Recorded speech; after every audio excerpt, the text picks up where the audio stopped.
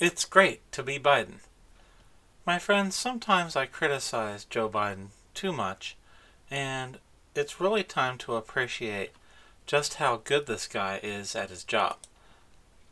I'm going to take you to two stories about the financial situation we're facing in the summer of 2022.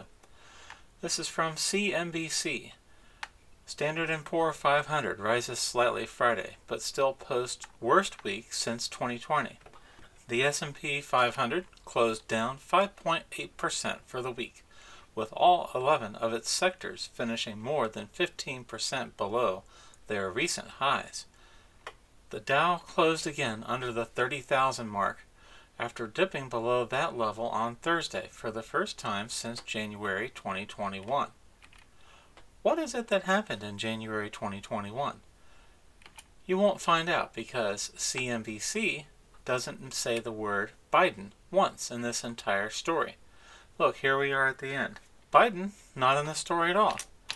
So, if you're the editor of CNBC and you have tasked Samantha Subin and Jesse Pound with writing the story, did the order go out from the editor not to mention President Biden in any way?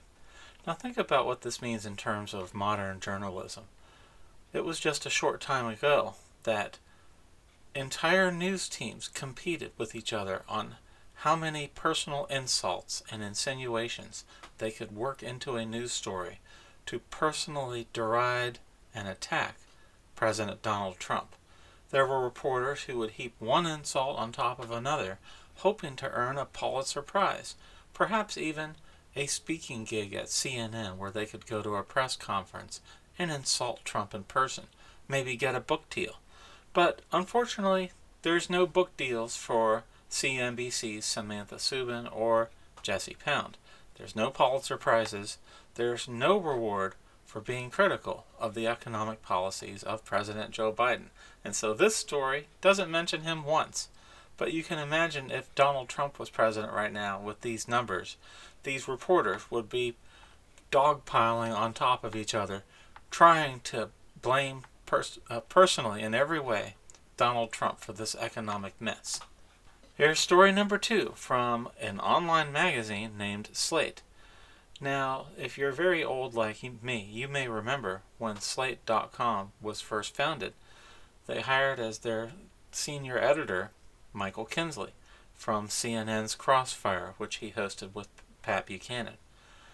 That's how long ago it's been since Slate.com has been online. And you have to wonder if all these decades later, are they turning any profit with journalism like this?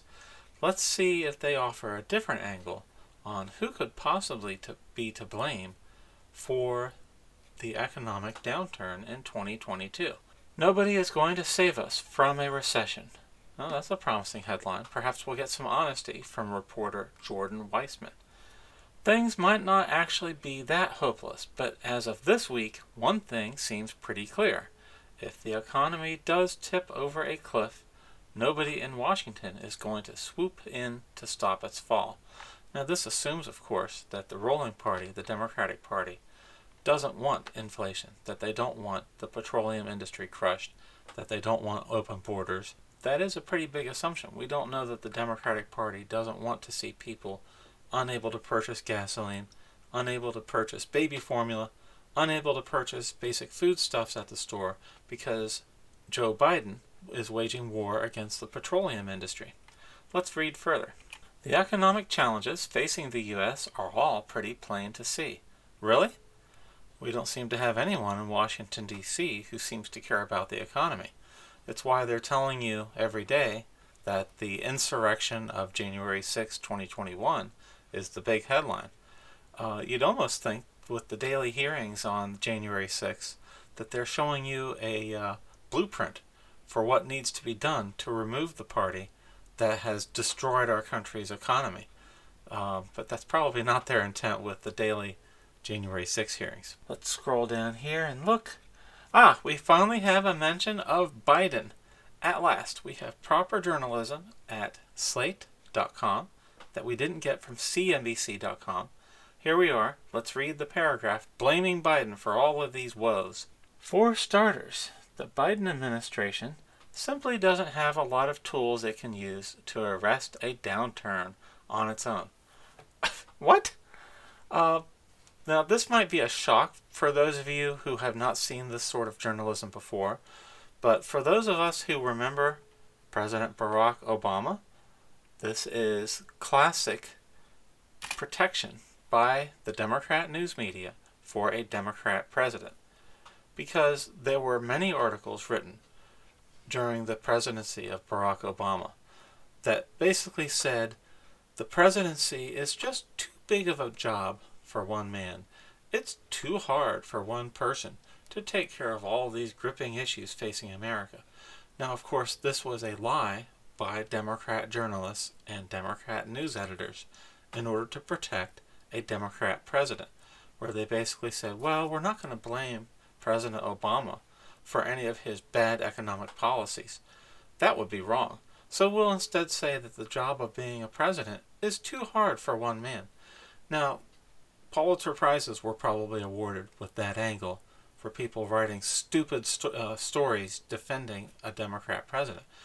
Once 2016 came along, all those op-eds talking about how the presidency was too hard for one man got thrown into the trash can because the news story was attack Donald Trump 24/7. So this is why it is great to be Joe Biden. You get special dispensation from every journalist and news editor and news agency across the country. You do not have to do anything to earn their adoration, their love, or their lies. Thank you.